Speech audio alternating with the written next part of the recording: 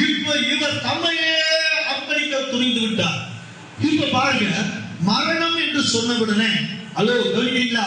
Hello, இப்ப மரணம் என்று சொன்னவுடனே எல்லாருக்கும் பாருங்க, பாவத்தின் சம்பளம் மரணம் என்று சொல்லி இருந்தா இது எப்பவே செத்துருக்கோம் சொல்லுங்க.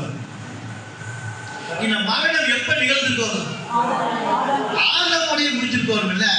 அப்புறம் எப்படி இங்க நம்ம கூட்டம் போட்டுருக்கோம்? பாவத்தின் சம்பளம் மரணம் என்று சொல்லும் பொழுது கவனிக்கிறீங்களா? ஹலோ, பாவத்தின் சம்பளம் மரணம் என்று சொல்லும் பொழுது மரணம் என்று சொன்னா, பாவம் என்று சொன்னா, இந்த பாவம் எங்க ஆரம்பிச்சதுங்க? ஆறாவதுல ஆரம்பிச்சது. அப்ப மரணம் எங்க நடந்திருக்கோங்க? ஆறாவதுல நடந்திருந்தால் எங்க நீங்களும் நானே எங்க இருக்கிறது? அப்போ மரணம் என்பது ஒரு சாவை குறிப்பதல்ல. மரணம் என்பது அது ஒரு சில ஆட்டிடியூட்ஸ் குறிக்குது. அது உன்னுடைய காரியங்களை, அதாவது இன்னைக்கு கடன் தொல்லையிலும் வியாதி பலவீனத்திலையும் எத்தனையோ நீ சரீரத்துல ஒடுக்கி நீ சுகவாழ்வு காண முடியாம சமாதானத்தை இழந்து காணப்படுகிறே, அது ஒரு மரணத்தை குறிக்கிறது. மரணத்தை கூட பாருங்க, 3 பிரிவுகளாக பிரிக்கப்பட்டு இருக்குது. மரணம் என்றாலே பிரித்தல் என்று சொல்லப்படுகிறதாமா? அல்ல, முதலாவது மரணம் ஆவிக்குரிய மரணமாமா. எபேசியர் புஸ்தகம் 2ஆம் அதிகாரம் 1ஆம் வசனத்தை வாசிங்க. எபேசியர் 2ஆம் அதிகாரம் 1ஆம் வசனம். அக்கிரமங்களினாலும் பாவங்களினாலும் மரித்தவர்களாய் இருந்த உங்களை உயிர்ப்பித்தார். இப்ப பாருங்க, இப்ப பாவத்திலும் மரணம் என்பது 3 கூறுகளாக சொல்லப்பட்டிருக்கு. மரணம் என்றாலே நம்மை பிரித்தல் என்று ஒரு அர்த்தமாகும். அப்ப எதை பிரிக்கிறது? ஆவிக்குரிய வாழ்க்கையில தேவனுக்கும் மனுஷனுக்கும் உள்ள ஒரு உறவை அது பிரிக்கிறது தான் மரணம். அப்ப இப்ப என்ன ஆகி போச்சு? நீ ஆதாம் செய்த அந்த பாவத்தினாலே தேவனுக்கும் எனக்கும் இருந்த ஒரு உறவு என்ன ஆகி போச்சுங்க? ஒரு பிரிவினை வந்துருச்சு. இதான் மரணம். இத பிரித்தல். ஒரு தடை சுவர் உள்ள நுழைஞ்சிருச்சு. விசுவாசம் ஒரு தடை சுவரை கொண்டு வந்து வச்சா, இந்த தடை சுவர் எனக்கும் தேவனுக்கு என்ன ஆயிடுச்சுங்க? ஒரு பிரிவினையை கொண்டு வந்து விட்டது. இப்ப அடுத்தது பாருங்க, 2வது மரணம் வியாதியில ஏற்படுகிற மரணம். ஒன்னு ஆவிக்குரிய மரணம், அதாவது ஸ்பிரிச்சுவல் டெத்னு சொல்றது. செகண்ட், வியாதி, பலவீனம், நோய்கள், பலவிதமான நோய்கள், இதனாலே மரிக்கிறது ஒரு மரணம் என்று கூறப்படுகிறது. இதெல்லாம் ஒரு மனுஷனுக்கு வந்தாலே மரணம் தான்.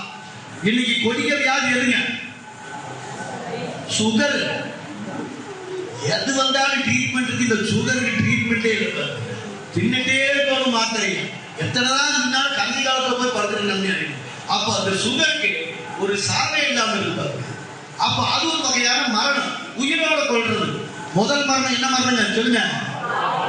முதல் மரணம் என்னங்க? ஆவிக்குரிய மரணம். 2வது மரணம் வியாதியில மரணம். 3வது ஆத்துமாவில மரணம். இந்த ஆத்துமா மரணம் என்ன தெரியுங்களா? அவன் தான் நடைபெறும். எதையுமே சிந்திக்க மாட்டான், எதையுமே சொல்ல மாட்டான். பொழைச்சானா செத்தானா ஒண்ணும் தெரியாது. அப்படியே வருவான், அப்படியே போவான். வாழ்க்கையில் அவங்க ஒரு முன்னேற்றமே இல்லை, ஒரு செழிப்பே இருக்காது, ஒரு சந்தோஷமே இருக்காது.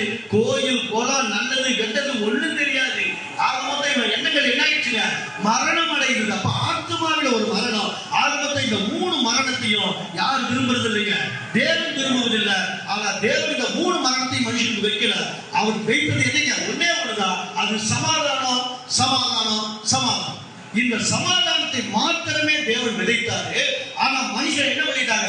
3 வகையான மரணத்தை தன்னுடைய கீழ்ப்படியாமையினால அவன் தேடிக்கொண்டான் என்று வேதம் சொல்லுகிறது. வெளிப்படுத்தல் புஸ்தகம் 20ஆம் அதிகாரம் 11 முதல் 15 வேகமா பண்ணுங்க.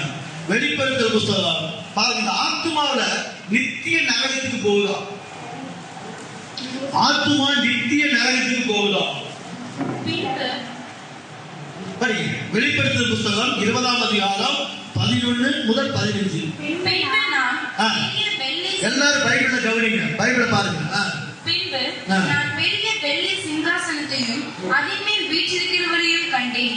அவருடைய சமூகத்தில் இருந்து பூமியும் வானமும் அகன்று போயின. அவைகளுக்கு இடங்காண படவில்லை. மரித்தோராகிய சிறியோரையும் பெரியோரையும் தேவனுக்கு முன்பாக நிற்க கண்டேன். அப்பொழுது புஸ்தகங்கள் திறக்கப்பட்டன.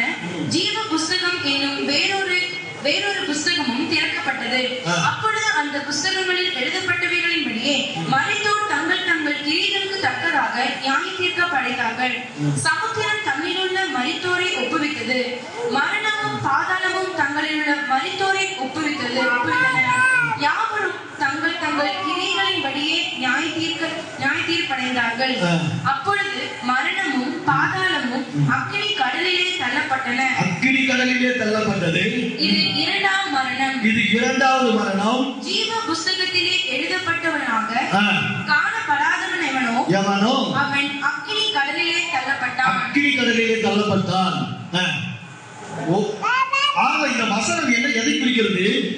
நீங்க நம்முடைய பாவத்தின் சம்பளம் மரணம் என்பது ஒரு மனிதனை ஞானஸ்தானத்தினாலோ அல்லது ஆலயமோ அல்லது மற்ற எந்த காரியமும் மீட்க முடியாது. பரலோகத்தில் எழுதி வைக்கப்பட்ட ஒரு காரியம் ஒரு ரத்தத்தினாலதான் மீட்க முடியுமாமா. எதனாலயே? ரத்தம் சிந்துதலினால் மாத்திரமே ஒரு பாவத்திலிருந்து மீட்க முடியும். இது இன்னைக்கு நேற்று ஏற்பட்டதல்ல. இது எப்ப ஏற்பட்டதுங்க? ஆதாம் காலத்தில் இருந்தே ஒரு பலி கொடுக்கப்பட்டது. இது பரலோகத்தின் திட்டம். அதை நீங்க நானும் மாற்ற முடியாது. அது இன்றைக்கு வரைக்கும் இருக்கிறது. அப்படிங்கும் பொழுது மனிதன் விழுந்த பாவமானது ஒரு மிருகத்தின் ரத்தம் அவனை அந்த பாவத்திலிருந்து மீட்க முடியாது. ஒரு மனித ரத்தம் தேவைப்படுகிறது. அந்த மனித ரத்தம் பரிசுத்தம் உள்ளதாக இருக்க வேண்டும். இந்த பூமியில வாழ்ந்த மனிதன் ஒருவரும் பரிசுத்தம் இல்லையே என்று காணப்படுகிறது. அப்ப இந்த மனிதர்களை மீட்கிறதுக்கு பரிசுத்தம் உள்ள ரத்தம் யாரா இருக்க முடியும்னு பார்க்கும் பொழுது இப்பதான் இயேசு கிறிஸ்து என்று ஒருவர் வருகிறார். ஹல்லேலூயா சொல்லுவோமா? கரங்களை தட்டி கர்த்தரை மகிமைப்படுத்துவோமா? அவருடைய கரம் பிடிக்க வேண்டும். இயேசு என்ற ஒருவரை தேவன் ஒரு மாம்சத்துல கொடுக்கப்பட்டு அவருக்கு இயேசு என்று பெயரிட்டு அவருடைய ரத்தம் சிந்துதல் வேண்டும் என்பது அவருடைய திட்டமாய் இந்த பூமிக்கு அனுப்பினார். அழக பக்தன் ஒருவன் பாடினான் தெரியுங்களா? கரம் பற்றி நடந்திடுவே கர்த்தர் இயேசுவினால் நம நாமத்திலே. பாருங்க, கரம் பற்றி நடந்திடுவே கர்த்தர் இயேசுவின் நாமத்திலே. அவர் காட்டும் வழியில் உண்மையாய் நடந்து ஆவியில் காலி குருவே.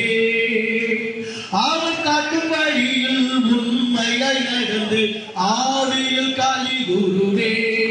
எத்தனை பேர் இந்த பாட்டு தெரியும்? ஒருத்தருமே தெரியாதா? நல்ல நம்ம மக்களுக்கு தெரியும். எல்லாருக்கும் இந்த பாட்டு நல்ல பாட்டு. எல்லா சத்தமா கைகளை தட்டி பாடுவாங்க. காரம் பற்றி நடந்திடுவே கர்த்தர் இயேசுவின் நாமத்திலே. காரம் பற்றி நடந்திடுவே கர்த்தர் இயேசுவின் நாமத்திலே. அவர் காட்டும் வழியில் உண்மையாய் நடந்து ஆவியில் காலி குருவே. அவர் காட்டும் வழியில் உண்மையாய் நடந்து ஆவியில் காலி குருவே. ராஜாதி ராஜாவுக்கே ராஜனுக்கே ராஜாதி ராஜாவுக்கே ராஜனுக்கே. ஹல்லேலூயா. அப்ப அவனுடைய கரம் பிடித்து நடக்க வேண்டும் என்று பரலோகத்தின் திட்டமாய் இயேசுவை இந்த பூமியிலே ரத்தம் சிந்தும்படியாய் தேவன் முன்குறித்து தன்னுடைய மகிமையை மரியாளின் கர்ப்பத்திலே கர்ப்பமாக வெளிப்படுத்தி இயேசு என்று பெயருடன் வெளிவந்தார். 30 ஆண்டுகள் அவரோடு பேசல. 30 ஆண்டுகளும் அவரோடு எந்த காரியத்திலும் ஈடுபடுத்த தேவன் 30வது ஆண்டிலே அவர் ஞானஸ்தானம் எடுத்துக்கொள்ளும் பொழுது இவன் என் நேசகுமாரன் என்று சொன்னார். ஹல்லேலூயா சொல்லுவோமா? இப்பதான் அவருடைய திட்டமே ஆரம்பிக்குது. 30 ஆண்டுகள் அவர் எந்த திட்டத்தை பற்றி சொல்லல. அந்த 30வது ஆண்டு முடியும் பொழுது 31ஆம் ஆண்டு தொடங்கும் பொழுது சொல்லுகிறார், இவர் என் நேசகுமாரன், இவர் மேல் நான் பிரியமாய் இருக்கிறேன் என்று சொன்னார்.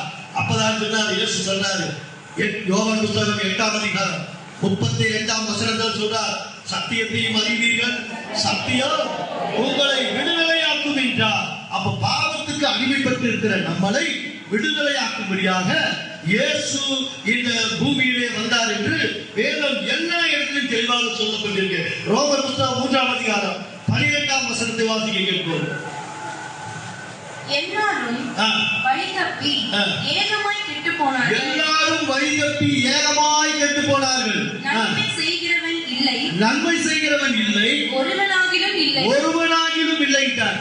அப்ப மனித ரூபத்தில் இருக்கிற எந்த மனிதனும் பாவத்துக்கு ரத்தம் சிந்துவதற்கு தகுதியான பாத்திரங்களா இல்லை என்பது காணப்பட்டது. இப்ப அந்த மீட்பர் தேவைப்பட்டது. அந்த மீட்பர் ஒருவரே, அவர் இயேசு கிறிஸ்து என்பது அவருடைய நாமம். லூக்கா 24ஆம் அதிகாரம் 19ஆம் வசனத்தை வாசிக்க கேட்போம். அவர் எவைகள் என்றார். அதற்கு அவர்கள், நசரேயனாகிய இயேசுவை குறித்தவைகளே.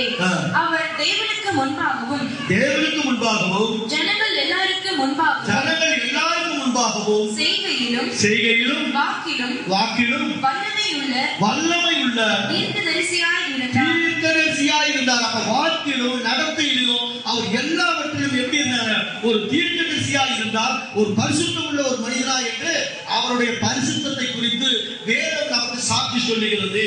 கிறிஸ்துவின் மரணம் மூலம்தான் நமக்கு ஒரு கிரயம் கொடுக்கப்பட வேண்டியதாக இருந்தது. இப்ப பாருங்க, மீட்கப்பட வேண்டும் என்றால் அல்லேலூயா சொல்லுவோமா, சொல்லுவோமா? இப்ப மீட்கப்படணும்னா நகையை போய் மீட்டுறீங்க. நான் மீட்ட போறேன்னு போயிட்டு பேங்க் மேனேஜர்ட்ட நான் மீட்டணும்னு சொன்னாங்க, கொடுத்துருவாருங்களா? என்ன கொடுக்கணுங்க? பணம் கொடுக்கானு. சும்மா போய் நான் மீட்ட வந்துட்டாருங்க எல்லாம் கொடுத்துருவாரு. அப்ப என்ன கொடுக்கணுங்க? பணம் கொடுக்கணும். அப்ப மீட்டுவதற்கு ஒரு கிரயம் செலுத்தப்பட வேண்டியதாக இருக்குது. அப்ப உன்னையும் என்னையும்